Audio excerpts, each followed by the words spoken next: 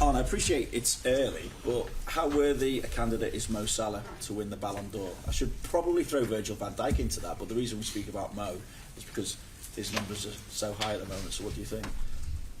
Yeah, it's mostly about attackers, isn't it? Although the last winner was, I think, a midfielder. But yeah, it's a good thing that Mo is in the discussion, because it means he does well and means we are doing well. But for him to stay in that discussion, he should bring in the same performances as he's done for 7 or 8 months now. And I think in general, someone that wins the Ballon d'Or needs to win something as well. So it's a great challenge that is in front of us, but also in front of him. And what I liked a lot is that he takes this challenge not only by scoring a big goal and a great assist against City, but he also wanted the team to win, because his defensive work rate, especially in the second half, was outstanding. And that is, I think, what it takes for us to have a chance of winning something. And if we as a team can win something, he will have a far more better chance to win an individual prize like the Ballon d'Or. When you say win something, do you think you have to win even more than just the Premier League? Do you have to go on and win the Champions League as well for Mo to really have that outstanding chance of winning the Ballon d'Or? It would make his chance only bigger. But the last one who won it, I think he only won the league and not the Champions League. So it is not only about the amount of prizes you win, but I think all of the ones that won it in the past probably, I'm not 100% sure, but probably won either the league or the Champions League. So that means, but in football it's always like this, you need the team to win an individual prize. And that's what Mo understands at the moment really well, because I just said his work rate, especially in the second half, but almost during the whole game, was very good and very helpful for us to have a chance of winning the game against City. With regard to the title race now, though, how do you enforce the message that it's not over until it is over? I don't think I need even to enforce that message, because these are the players that played, and I know the Forest fans are going to like me saying this again, but these players played the Forest home game, these players played the Fulham home game, these same players played the Manchester United home game, and the same players played Newcastle away, which was a very difficult game for us, 2 times being a goal down, then being one goal up, and eventually drawing it to 3-3.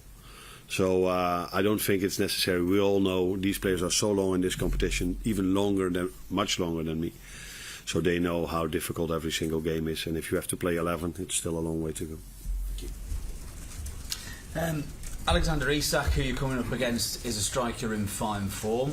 What is it that makes him such a special forward, and do you have to do anything different to handle a player like that? It's an understatement to say that he's in a fine form. I think he's in an excellent form.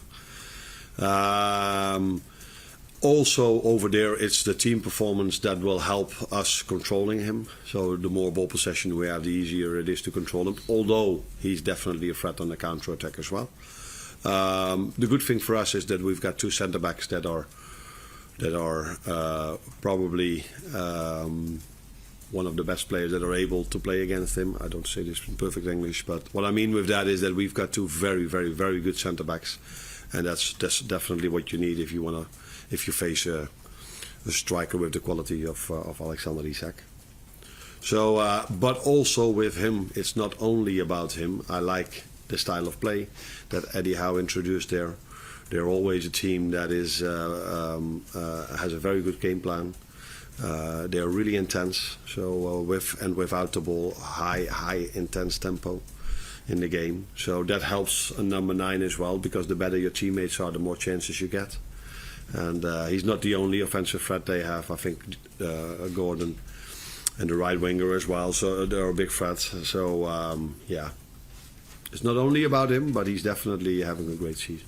Obviously it was 3-3 the first time you played them. They're just coming off the back of winning 4-3 against Nottingham Forest at the weekend. What does that tell you about them? That they can score a lot of goals. And that's what I was just talking to you about. They have so much offensive threat. And I think normally they are not a team that concedes so many goals, because they are very aggressive in defending as well. I saw out of interest, not for this game, but just out of interest, the semi-final they played against Arsenal. Now we all know how well Arsenal is when it comes to attacking, also in defending, but in this situation in attacking. And they just kept them away from their goal with defending really strong, maybe a bit similar what we did at City. So defending with 10 or 11 players. So they can score goals, but they're also able to defend really strong, and that's what makes them such a difficult team to play against. Morning. The numbers that Mo is putting up in terms of goals and assists at the moment, breaking all sorts of records. Is he now at sort of peak Ronaldo, Messi level? It's so difficult to compare players with each other, and it's not fair to anyone. I think Mo has his own career, and Mo has been outstanding.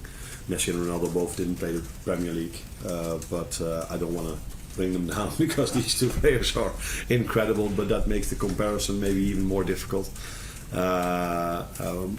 So Mo has had some outstanding seasons here at Liverpool, and we hope he can continue this for a longer period of time.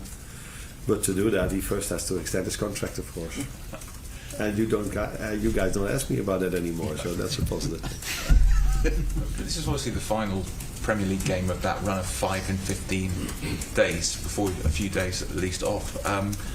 What toll does that take, though? Do you have to think about freshening it up, or how difficult is that? I'm not so sure if it is difficult,